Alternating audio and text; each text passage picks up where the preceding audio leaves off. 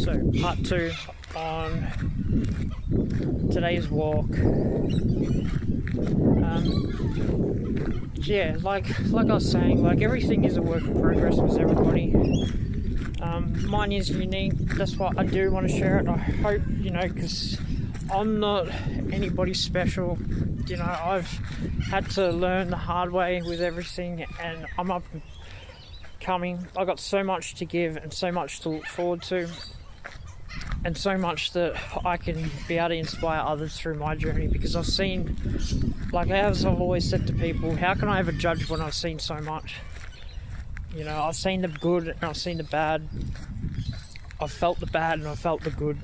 I've seen from both different worlds. I'm a tradie that in the end couldn't go to work because I was so sick and spewing up it was bad at one stage, and then I put everybody around me in that, and I couldn't do anything about it. I had to change, and then that's what's brought on my health journey, my spiritual journey, because I saw something that worked, and I have kept changing myself to grow and find myself along the way, which I have, and I still am. Like, I've got a lot to go, but I'm on the right path.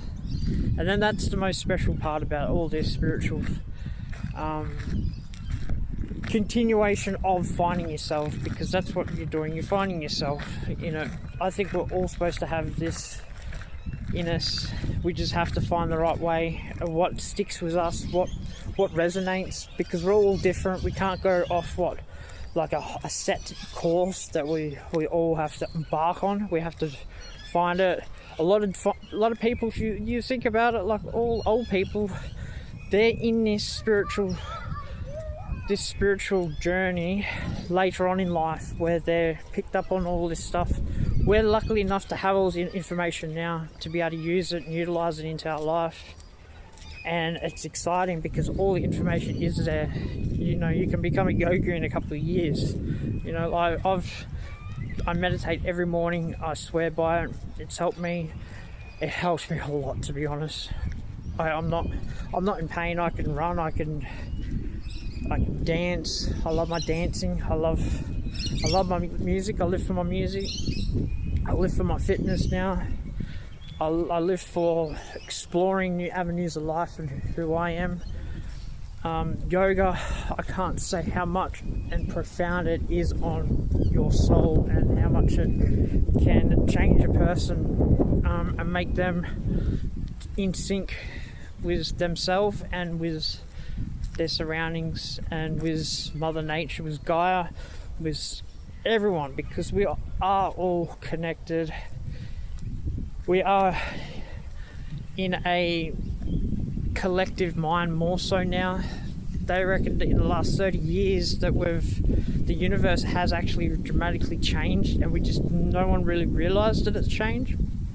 I think it's consciously it's changed, because I can pick up on stuff as I said, that are on YouTube that I was thinking about the day before, and then that's how connected we are, and that's from another side of the country, or in another side of the world, and they're thinking the same thing I'm thinking.